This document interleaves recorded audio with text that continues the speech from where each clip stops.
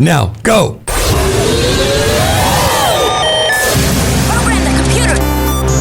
We create a mental atmosphere. Fear not, my friends. This will be my greatest performance. Give it to me. Here we go. We came, we saw, we kicked it. And we are once again with you on a Saturday morning. It's Mornings on the Beach. My name is Danny Lemos. With me in studio this early and cold morning. Yeah, this is Mike Stark, and we're going to talk today about music coming to Long Beach. Oh yeah, this is good stuff, people. Yeah. And I'm Melanie Rae, and if you are a lover of people like I am, it's feeling a little dark right now. So I want to share with you what I did to bring my mood up a little bit. I love it. Yeah. And all kinds of good stuff. We're going to be talking about the National Archives is looking for people with a specific kind of superpower. You might have it. So stay here. We got a lot to do today on the show. And welcome to Biden's last weekend in office, right? That's a part of the dark days. It's on the list. It's on the list. Yeah. So you know what he's been busy. He has been busy. Have you noticed? Batten down the hatches. Oh yeah, and executive orders. Wow, issuing a whole mess of them all at once, trying to get everything caught up for the end of the year, and he is. I think it's like 15 executive orders in the last couple of weeks. Wow. On everything from AI to infrastructure for AI. And then, of course, there was that speech he made on television about, I wasn't alive to watch Dwight D. Eisenhower and the very famous military Interventions. Yeah. Wow. And now that's sort of what that felt like. He's saying, rather than just tout what he had done in office, curiously, he never mentioned the fact that he withdrew. However, he did talk about what he was afraid of, and he's afraid of these oligarchs that are coming in to take over, rich people, basically. Yeah. Coming over to take over our country, and really said, listen, for 50 years, I've kept a watch on everything. Now it's your turn, primarily. Whoops. Yeah. So handing you another job to do besides paying attention to everything else that goes on in the world. Right. But I thought it was interesting how many executive orders he was issuing. And I say had because I lost it. Yeah. Well, can't Trump override those once he gets in? You know, there's some things he can or that will take a while for him to unwind. Okay. So that's why he went after the national monuments in California, naming them, and then changing the name of the amendment to the name of the monument so that it would be difficult to change it without bringing attention and scrutiny to it. Of course, if Biden did anything good, of course, Trump will take credit for it. Of course. Yeah. And we've got a good job outlook at the moment. Yeah. So there's that. The economy, they keep telling us that we're coming out of inflation. Does it feel like that to No. you? No. No. Unfortunately. Yeah. But they compared like milk to 2020 to now, and the price has gone down 2 cents maybe, but I don't buy milk, so I don't notice that. Yeah, I don't either. That one But I don't. it just seems like the regular Target run at the start of the pandemic. I can tell you because I save every receipt. They're in my garage when I come see. I can tell you what I was paying for a regular. I'm sorry. It's not that fun, but it's Is that a come on? I don't know. hey. Dark times, folks. Dark times. Want to see my receipt? Hey, baby. The point I was trying to make. Let's talk about the economy. It is. Wink, wink. Oh my God! I'll tell you, that might attract a kind that maybe better than I usually attract. I don't save receipts, but I used to have a gut sense of what $100 bought at Target, because it was kind of let's go to Target and get a Starbucks and blow $100. Those days are over because now all you get is crappy underwear and you got to go. I come home with $70 worth of stuff, and it's all pet stuff. Target is definitely it's one of those things. A sign of the prices. Because I'm a regular kind of, I shop the same way every weekend, and it's $56 in 2019. It's now $78 for the same stuff. Wow, you do keep your receipts. Oh no, I know, and it's like, so they say it's coming down. I'll challenge you on that one for sure. I'm on your team. But then again, we have Monday to do it. How are you going to get through it? I'm not going to watch. Yeah, that's my plan too. I don't plan. I'm planning a hike with some friends. That's a good. See, there you go. That's a positive way. I'm thinking we're being a little petulant and just thinking, I'm not going to watch. But that's how I feel. do whatever you need to do. This is real stuff. Yeah. So do I don't what you need to need to watch do it. to feel safe. And I think the key to the next 4 years is to not let the man live in your brain. Right. I agree with you on that one. Yeah. Right. That one, just get out of it and do what you have to do. I made that mistake the first term where I was Right. all about Me reading too. the indictments and what did he say Me today, too. and now I'm just going to put my head in the sand because I am doing what I can, and having all that information doesn't help me. But along those same lines, I'm going to be very, very, very supportive of all of the late night comedians because they are living in his head right now. Oh yeah. Yes, true I that. wonder if we could go and visit some of these late night comedians. Of course, representing the show. Right. Yes. See how far we would get and get an interview. Oh with no, I love it. I love it when he not tweets, twerts, whatever it is Yeah. he does now. Yeah. So and so is terrible. I don't even watch the show, but everything he said about you. And Yeah. that it. Yeah, every minute. of it. Yeah, I don't even watch him, but this is what he said. Yeah, this last week Okay. he took off on Seth Meyers. Right. So, yeah. Dear. I just think that the best way to get through it is to hold your breath for 4 years and then inhale at the end. Because last time it made me crazy. However, I'm following your advice. I've been reading every time there's a headline, I just skip it. I'm like, it's some other clickbait to try to get you. He's Yeah. got something going on or whatever. But over the last week with the fires and all the aftermath of the fires, Well, it's still happening. yeah, It's current math. so empathetic, isn't he? Oh, This please. president. Yeah, just be quiet. I'm glad that he's sort of been quiet about it, but at this point, yeah. But again, the stories are coming from folks now that are reaching out to say, yeah, this happened to me or my neighbor or where I used to live. Sure. It's affected so many people. And yesterday I was talking in the dog park. That's sort of where I meter the community Yeah. mood is in the dog park. And Yeah. we were talking yesterday about, hey, you know what? If there was another CEO murdered from an insurance company, you know what I mean? They're beginning to talk about that rage that they feel about their friends getting their The rage is there. insurance. Yeah, it's there. The rage is there, and there have been historically many, many princes and kings and rulers who have misread the rage of the proletariat. Yeah, hello. Just saying, Yeah. we didn't invent it. It's history. It's history. It's what's going to happen It's next. not even. It just happened. Like Yeah. it's. Not, you don't have to And have it's research. Like, but we'll get to a story coming up about how that changes the way we look at our future and what can be done about it. If you don't think there's anything that can be done about climate change, yes, there is. But speaking of people who are overthrown, in a sense, Anita Bryant died this past week. And you're not hearing. I thought she was dead already. And I'm not trying to be snarky here, but we haven't heard from Anita Bryant in years. No, and there's a reason for that because she literally blew up in her own career, entertainment. She was a singer, if you don't know about it. She came out against LGBTQ as her main point of where we're going wrong in society, and she really made a point of it. In fact, got a pie in her face once at one of her conferences. Right. That went around the world. Now, she was one of the first anti-gay advocates loud of ones. all time. Yeah, the loud ones. Yeah. And that was her soapbox. So, but she ended up, she was a campaign spokesperson for Florida Orange Juice, if you'll remember. That was her big deal. Right. She was a music star, then she got that I know deal. the name. I didn't know that history. of Yeah, her. and then in this hatred came out publicly for LGBTQ. And she lost the campaign spokesperson's role. She lost that money. Then she lost her bookings because nobody wanted to book a controversial singer. And then she sort of faded away, but she stayed in touch. But the one thing that this article I'm reading this morning was about in Politico, it's the fact that her politics are still alive. This hatred is still alive. Oh, yeah. And that she'd be proud of us today for the things we're doing Indeed. to taking this apart. In fact, that federal judge this past week rejected Biden's appeal. So, in other words, the protections for LGBTQ in the federal government have been removed. And I looked for the headline to tell you about it here on the show.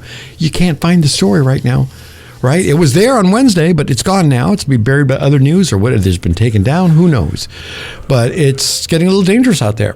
And we haven't even started yet with the new administration. Right. So who knows what's to come. But what's to come in our future here in Los Angeles is, first of all, there are going to be a lot of jobs for construction folks. That's, and I hate to be that way about it, but it is a positive out of this. There'll be jobs for people to rebuild. And there'll be a new way of thinking about what we're going through, because now that we are the first major city in the U.S. to go through something this horrific that was predicted would happen when the planet got to warm to a certain degrees. And now I didn't know the fact that we're at 3 centigrade above the Industrial Revolution times. In other words, what they said we should stay at as a maximum, we're already there. So what we can say is this is going to be our future. And what does that mean? And this is one writer was talking about on PBS about his designation of climate reality. In other words, rather than climate change, he says that we got to deal with climate reality. This is here. Right. We are no longer waiting Quit for planning for it and do it. If you want to look at a good example, look at the community of Altadena.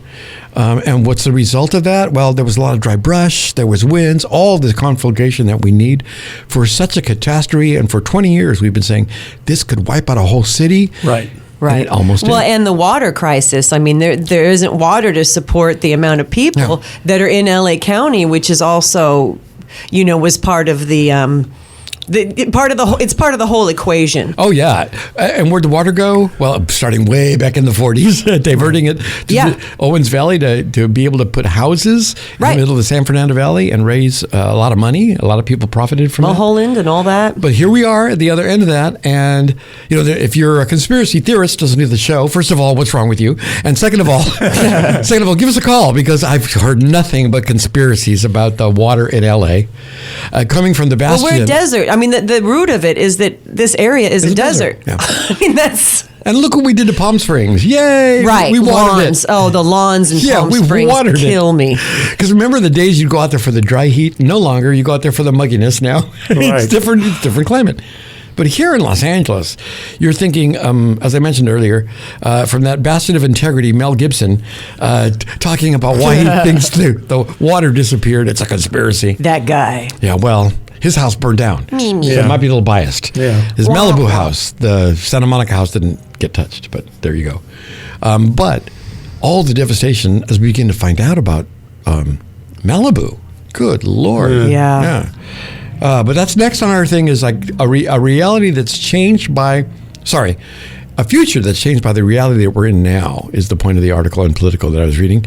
And it talks about there are ways for us to plan ahead. One of the things is, first thing on the charts, we got to acknowledge that we are there now. Right. And that seems to be like something that's going to get a little easier with all the floods back east and the storms and then all the fires out here. Hopefully that's going to get a little easier. It's going to be tough, though, with this administration. Yeah, you're right. With the hurricanes, they said Democrats controlled the weather. Well, obviously not, or we would have fixed this. And now we're going back 2 steps with Trump, because he don't believe in it. First of all, we first got to get him there, and then once they're there, then we got to come up with a plan. A lot of people that don't believe in climate change, they actually do believe in climate change. What they don't like is that we blame it on human beings. Right. So maybe we should just step back and say, okay, let's assume that we're not to blame. Okay. We still have this problem that we have to deal with. But let me ask you a question. Let's say God's doing it, right? How could we solve it? Okay, maybe that'll fly. Right, that's what I'm saying. Fly. That's what I believe it is that we have to be the center of our universe. And if you're saying that we're negatively affecting this... the thing that is the earth, that we won't accept that. Yeah, and and if that's what it takes, blame it on anybody. You blame it on anybody. Blame it on me. Yeah, right. Let's just do it. That'd be funny. There was a but that does seem to be the pushback that everybody has. That is anti-climate change. Is they can't stand having it blamed on human beings. Right. Exactly. And that's fine. Okay, we got the problem. Let's just deal with it. Yeah. Well, in that case, we could, if it's human beings in charge of it, then let's blame it on the Republicans, because they're not human blame beings. it on the ladybugs, right? Let's just do it. Let's just get busy. And that's the point of the article. Yeah. It's time for us to start taking action. There's actions we can take little by little. Yep.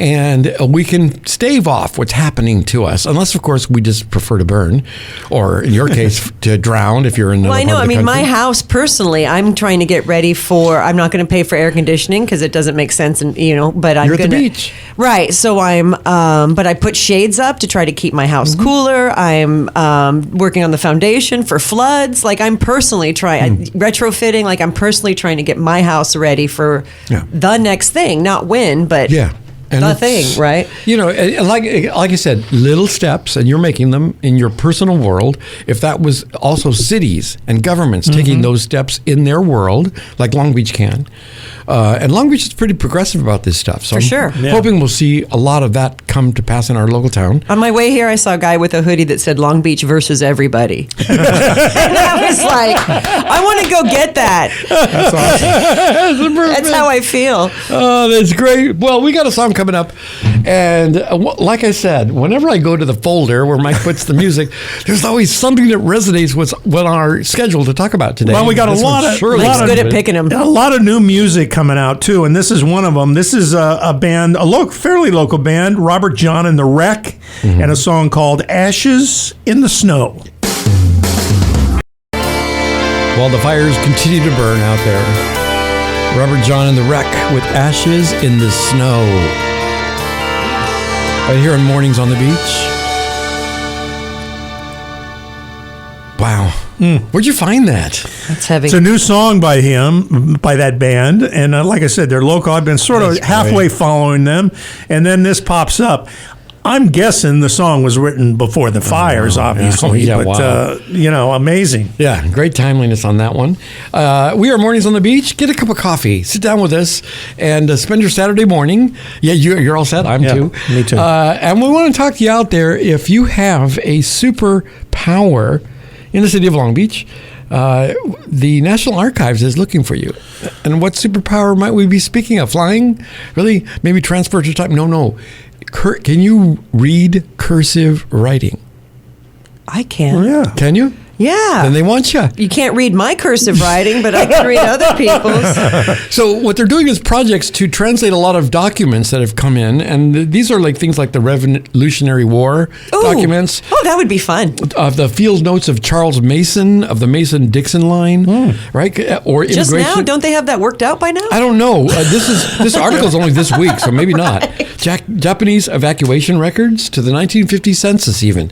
People wrote in cursive, so who were field workers, right, back then. So they're looking for people that can transcribe these things, and it's very simple. All you have to do is sign up for the program, and then you log on. They give you documents, and you transcribe. Oh, I'm going to do it. I'll tell you all about it. They say 1 to 2 hours a week. If you could do Oh. that, they'd love to have you do it.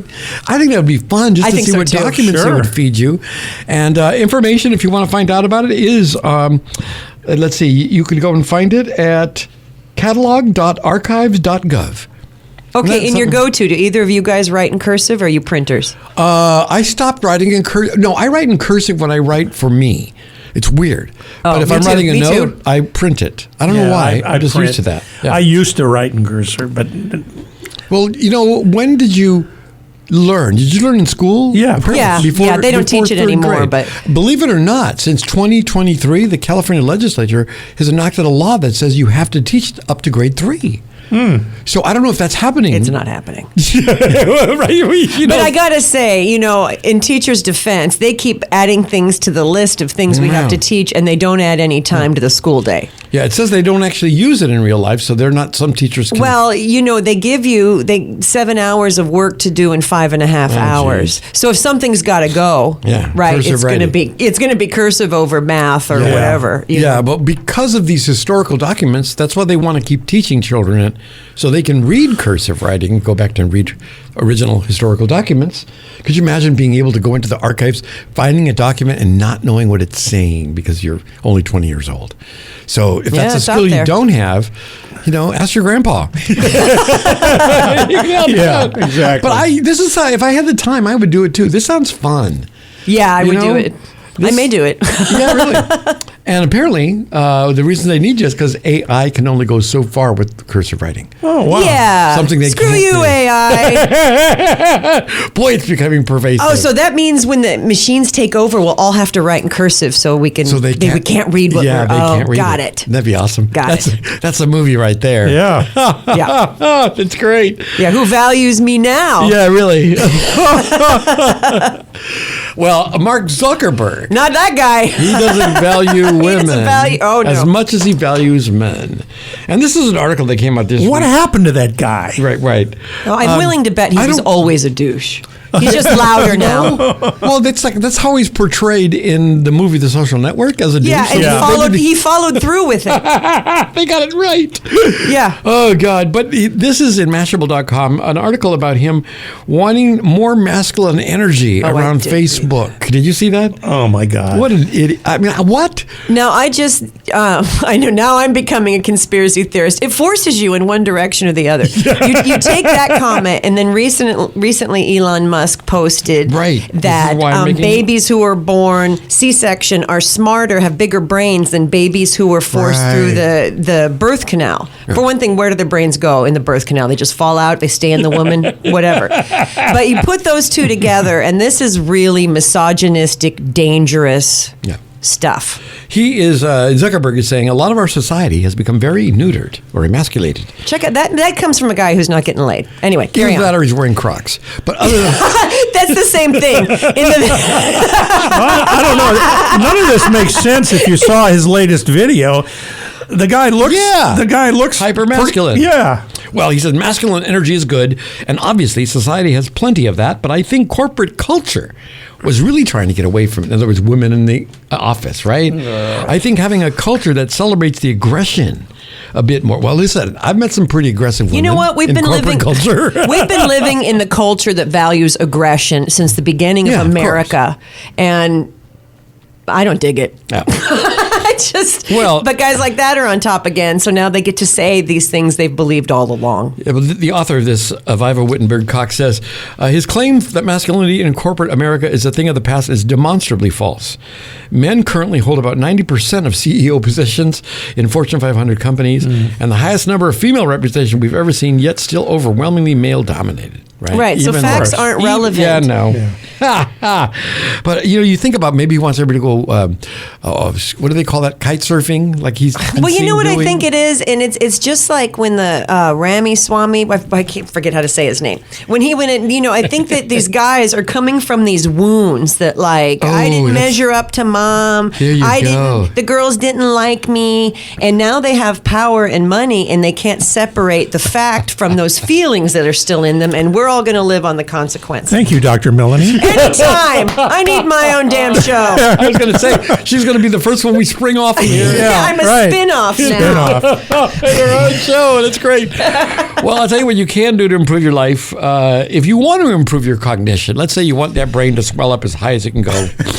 You want to make Gummies. Don't go through the birth canal. No, not gummies? Okay. No, I'm saying,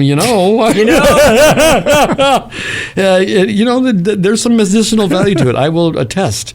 And if you tell anybody, I will say you're lying. But at the same time, naps. Naps can improve your cognition. That's what they're saying today. Science is saying a good nap will do you more good, especially if it's short. You don't want to nap too long because that can be an indication that something's wrong. But being able to take a nap in the middle of the day, 90 minutes is considered probably the maximum you should do because that's a sleep cycle.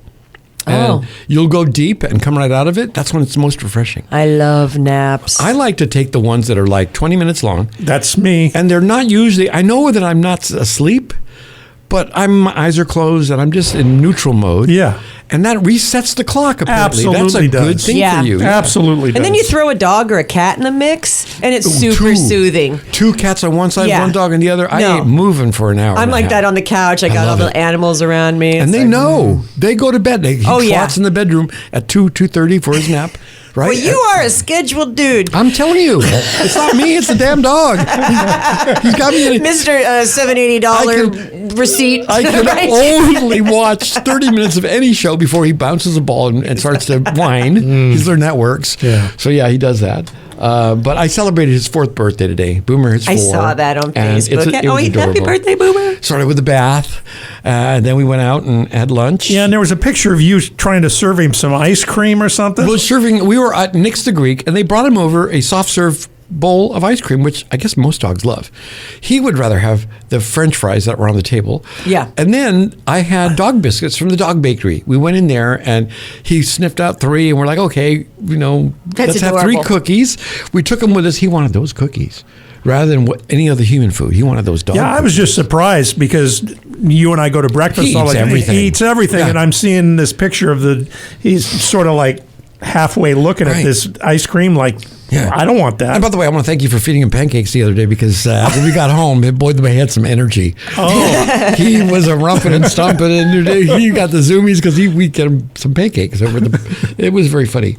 But your nap time is important. Your brain power can increase if you do it right. And they say that, especially when your body needs it, if you're able to follow that, and I think we should live like they do in Europe. Lunch, then a major nap, Yep. and then back to work in the evening. Siesta. Yeah, that'd be great. But that's a good tip from us here. Well, and just that momentum you can get during the day, that like, I got to do, and if you sit and kind of reset, okay, get on with it. Sorry. Yeah, I was talking. Reset right there. Not during the show, please. We were getting ready for the show. Mike was talking about a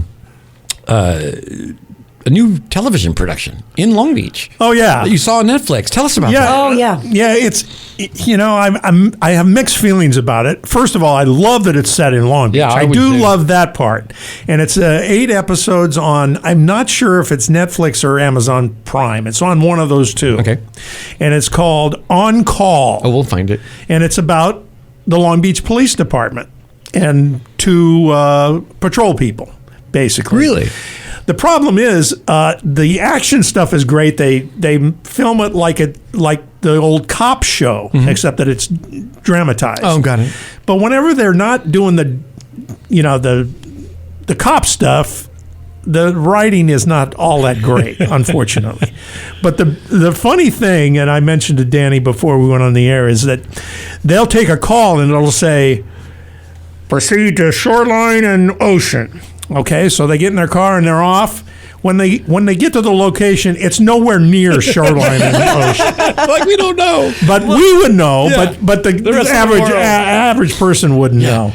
For years, there was a sign where the Breakers Hotel, when it was being built, Right. there was a big fence billboard, they made out of canvas they put up there, and there was a picture of somebody sitting on the beach watching the waves. There are no benches along the beach in Long Beach. Yeah, we couldn't find out where is this. Oh, We'd love to go sit I remember there. that one, yeah. I will say this: they're half-hour shows, which is good. That's a good. nice chunk. Yeah, yeah. You can stop after a half hour, so that's good.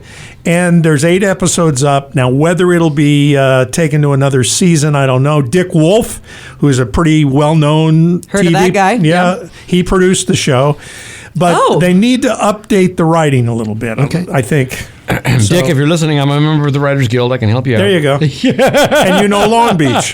Yeah, I live here. That would be awesome. We can do a ride-along, a KLBP ride-along. It's time for us to do a mid-show break, which we're going to take it a little bit. And when we come back, we're going to talk about some neat things, like this story you're going to love, about what happens after a woman is excluded by her family from a family trip. You won't believe what happened next. Stay right here. This is Mornings on the Beach, right here. Danny Lemos. Mike Stark, Melanie Rae. And some good music. Niels Lofgren, and Going Back. Niels Lofgren with Going Back right there. Yeah, it's a Carole King, I like it. Jerry Goffin song. Oh, it goes way back. Yeah. That is our Saturday, Sunday morning sort of serenade for you mid-show. And then we get back to the real important stuff here, like what we do. Right. What do we do? And we're talking earlier about these can feel like they're dark times. We're talking about, the inauguration of a new president. Nobody really of these, none of my friends care about. Nobody listening here likes him. Yeah, there you go. That being safe.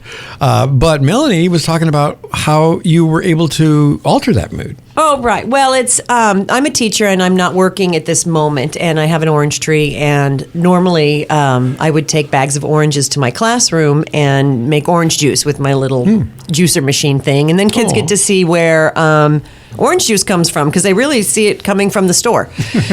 So I had all these oranges I didn't know what to do with, so I reached out to Precious Lamb Preschool in downtown Long Beach, and I volunteered with them a few times at events. Yeah. And I just showed up with bags of oranges cut in half and my juicer, and I just set up, and they brought kids in, preschoolers and toddlers, and I had them make orange juice, and they got to push on the thing, and then we talked about it, and the letter of the day was O, and they tasted it, and I was there. It cost me nothing. I was there for an hour, and it really affected all of us, me and them. It's that time and that energy, and they really valued it, and there were volunteers there, and everyone was just... Yeah, it was just sweet. And of course, in one of the groups, there's this little guy who's way in the back, and he's the only one not pushing to the front to get his turn. And so I have to encourage him last. Come on, make your juice. And he comes up and he hugged me silently. And then he walked halfway out of the room, and he came back and he hugged me again, and he walked halfway out. And it was just... you have to, this is going to be rough on us, people who think that everyone is equal. So those little moments, those little glimmers, you're going to look a little harder, but they're there. And the so opportunities are there. So most of the kids didn't know what you were doing? Like they had never seen that part of the procedure before? Oh, no. And these are, little kids, we're all city folk, and they wild. And pulp. That the pulp comes out and that tastes different than the juice. And then I gave them all an orange to take home, and they just bounced out of there. And it's just that exchange of energy, that connects us as humans. Great. In reference to what we were talking about last week about mental health and physical health and those connections. Doing things for you. Yeah, but which is often things for somebody else as well. Right. But you gotta kind of look for it, because it's going to be a little harder to find coming up. That is so great, and that's the kind of thing I want to do on the show more. Is talk about that kind of thing, positive energy that we're spreading around out there. I gave some orzo, a Mediterranean orzo salad I made to my neighbors, and it was just a small gesture, but it made me feel so good. Absolutely. Of course, I didn't tell them I made 10 gallons of it by mistake. Well, I think a whole box of orzo is a lot of rice. We're feeling so invisible. I personally feel invisible. That's a good way to put it. So when someone walks up to me and says, "Hey," and it's like, "Oh, you see me, so I must not be invisible." So just things, gestures like that don't cost you much, and that doesn't have to be a big scheduling volunteer opportunity. Now, I would have thought in Long Beach you would have encountered probably a little boy whose name was Cutter that says, "My mommy makes that for me every morning." I don't know what that is. It was all. They were all sweet and involved, and it cost me zero money, an hour of my time, and then I went back into the hard life. That's the key right there. That hour, it wasn't long, and it just could change your life up if you do something for someone else that's not centered around you. Well, and then who knows out of that room who came out thinking, I remember that nice lady who made orange juice, and brings that to the next. Yeah. We so often think in global terms or in national terms. Right. And this is something you can do locally. And that's with the people that you're around all the time. Yeah. Right. And there you go. Just in your neighborhood even. Yeah. The difference I feel that I make in my neighborhood, now I know it's the tide, it's coming against me, but I'm picking up the litter when it's in front of my house, and I know it's not mine, but I'll take care of it. I want to get a shirt that says, "Yeah, I am your mama," because I'm picking up after you. Right. But it's just one of the, because people look at me funny when you pick up somebody else's garbage in the street. But it's like, that's what we've fallen into. They think that's weird. That's actually being nice. So just taking that moment, and that was one of the things we talked about last week, that one thing you do each week that could help you. There's this guy who works in the garage behind my house, and he cleans the alley. And with the wind and everything, the alley's been disgusting, and he cleans the alley. And then I came in through the alley yesterday, and when I saw that it was clean, I kind of went, "Oh." Right, so it kind of was like, how nice. So he did that effort. And how many people drove through there and just had that moment of, it feels better coming down here. Yeah, exactly. And he did that he didn't expect to be thanked for it. Right. He just does it because it makes him feel better. Right. That's the secret sauce right there, I think. And when I see him, I thank him. Yeah, that's great. Hey, have you ever saved pennies? Remember that when you put them in the 5-gallon jug? And did you ever do that? Yeah, I used to. Now I have a place in my car, and I put all my change in there. And when it starts to overflow, I go to Coinstar and cash it in. Yeah, see? And it's become easier because back when you had to roll it on. Oh, I know. Right. Yeah. Well, that would have been a tragedy if that's what the bank that this gentleman I'm going to talk about now, this article came out about this guy. His name is Otha Anders.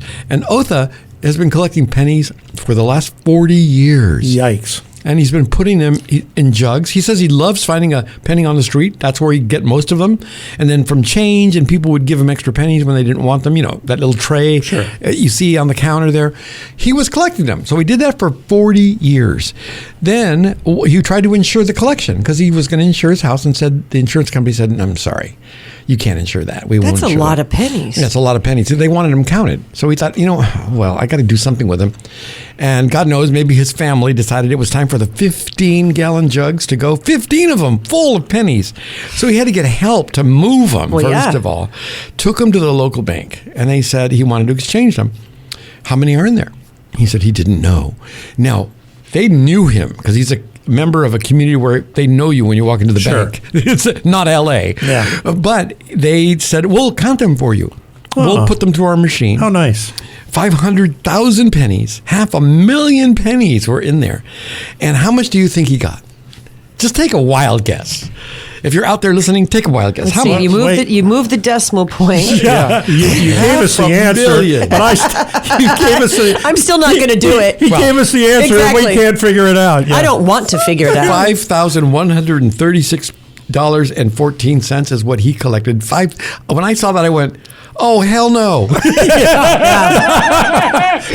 That's all? That's I it? thought it was going to be like That's $15,000. No, and basically he was saving $114 a year. I'll tell you what, just get rid of 2 subscriptions on your TV and you'll save that money. Right. But what Make your coffee at home. Good Lord. Oh my God, all that effort. I feel sorry for In him. a way, you do. Yeah. And it was interesting because we were talking, it's one of those stories you find online where you have to scroll and scroll and scroll and scroll Oh. till you get to the end result, which is the one I just gave you, Yeah. how much he made. And I'm thinking, that's the story of his life. Yeah. Right there, scroll, scroll, scroll. That's Poor funny. guy. Oh my God. I really did think it was going to be a lot more than that. Yeah. That's great. Yeah, we're mornings on the beach right here for your weekend morning, and this one takes the cake. Of all the stories you can have this week, this is the one about a young lady whose family, she was the black sheep in the family, and of course they excluded her from a couple things, and she was all right with dinners and stuff like that. But they planned a family trip. And she found out because they posted on social media. They didn't invite her. So what does she do? She stays home. And she says, you know what? I'm going to let that roll off me. What happens the next Friday? She wins the lottery. Ooh. What do you think the result is when the family calls She's up? more popular now. Yeah. She said, I bought a lottery ticket on a whim and ended up winning a life-changing amount, over $2 million, and decided to use the money to pay off my debts, invest it, and set aside some for fun. I didn't tell my family right away because I didn't Put want it on them. social networking. Yeah, that's what I would have done. But after she bought a new car, her family caught wise. Then she bought a new house, and her family really caught wise. Yeah. And they found out, and boy, are they upset. She said, I calmly explained that I wasn't obligated to share just because we're related. I love Right, her. That's the pretty bird of the week. excellent. That's pretty excellent. And had she gone on that trip, she wouldn't have bought that lottery She wouldn't have ticket. bought the ticket. I love it. And of course, people on Reddit, that's where I found the story, they're really calling her out and saying she did the right thing, cutting them off when they're being that way with her. They treated her terribly. Absolutely. Yeah, I thought to myself, oh my God. Karma. Tell me about it. Right there is a great example. New karma. Yeah. And one story I had last week that we saved for this week. This is regarding the mausoleum for the dead that they're planning for Hollywood Forever Cemetery, and I'm going to show a picture right here. Is a picture of the Mausoleum for the dead is. They call it High Rise for the Dead. And it's a multi-story mausoleum, like an apartment building. Oh. So you can live on the top floor if you got money. Well, You can be die dead. out You of can it. be dead. Yeah. That's what I mean. Yeah. Is there a mausoleum for the living? Isn't that I thought something? that was a punk band. No, isn't this great? And that's in Hollywood Forever, which is Yeah. a wild place anyway. But Yeah, this it like, is. It kind of looks kind of cool if it had windows, didn't it? Yeah. Well, If mommy. Oh my God. if you've been to that cemetery, Yeah. the plots are so close together. already. It's really interesting. Yeah, but it is interesting. I've been to shows there. Yeah. Concerts. They said they had to sort of work in this ambitious, that's the good word, design. No doubt. Yeah, they didn't want to have an ordinary box mausoleum, so they wanted to make it look like, it kind of looks like an apartment building. An ordinary box mausoleum. Looks like Well, we're going to run out of space every once in a while. Looks like an Eastern European apartment It'll be building. like, which road do you want to be a part of? We're going to pave the road now with ashes because we have no place else to put them. Well, when you go there and you see how, actually any graveyard, you see how there'll be one grave that you could tell was who they had to spend all this exorbitant money to stand out. So I'm sure a lot of people want to go into that cemetery so they can say, have you? I don't know. I don't get it. Do people, I guess they do, plan ahead thinking, I know where I want to be buried. Yeah, they do. Yeah. The other day, somebody asked me, where would you prefer to have your ashes spread? And I thought, well, first of all, you're assuming a lot. Right.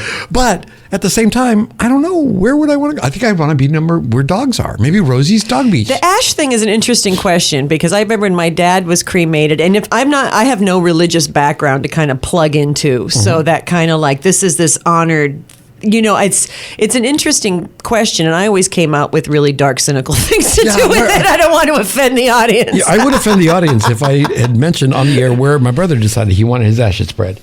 But let's put it this way: he loved nocturnal visits in the park. Oh wow! Oh boy!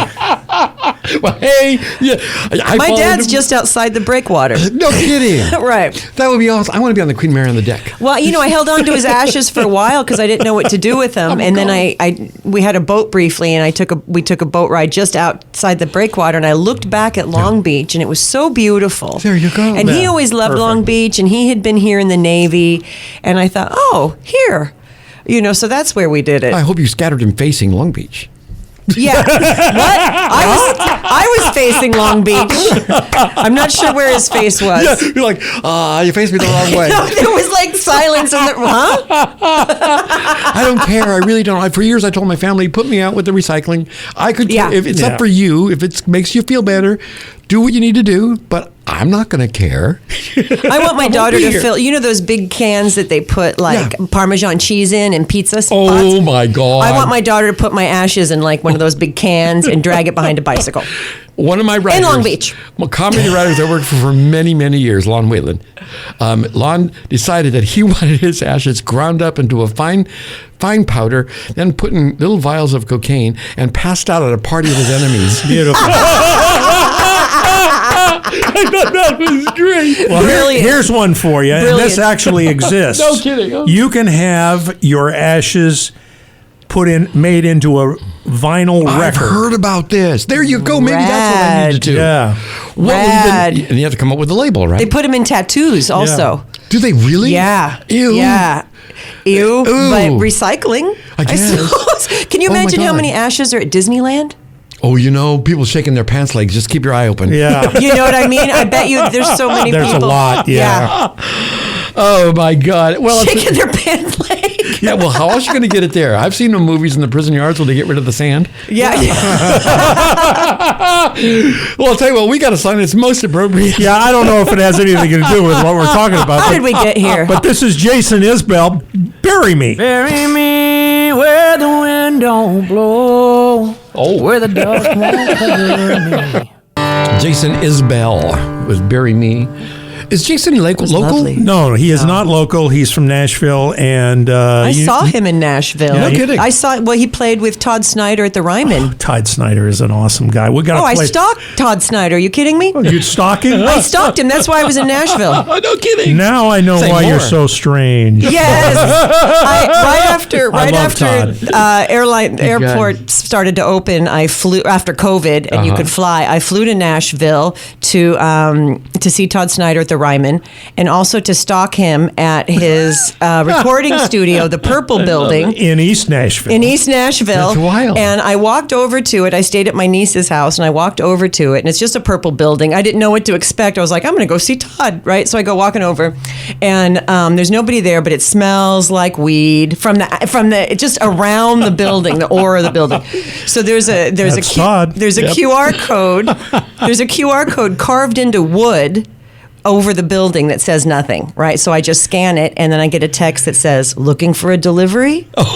And I was like, as a matter of fact, I am. So I went to my niece's house and had a delivery, and they weren't even connected. They were like, I'd been in town 12 hours. I was having it delivered to their house. Oh, that's funny. And then that night, I saw Todd Snyder and Jason Isbell at the Ryman. Oh, that's wild. Yeah. Look at that. Always a connection here on the show. We talked at the top of the show about the amphitheater that's coming to town. Oh, yeah. And there are two of them proposed, correct? One's for San Pedro, one's for Long Beach at the Queen Mary area. Right. It's a race to get them open. Yeah, and I think Long Beach is going to win. Supposedly, they're going to have this one open by the fall. So that will be... by the Queen Mary? Is that by the Queen Mary. Oh. Yeah. Any numbers yet? How many people it could hold? Like it's going to be 10 to 12,000. Oh, no, that's wow. That's not too bad. That's not too bad. Wow. Yeah. So and then the other one is slated for.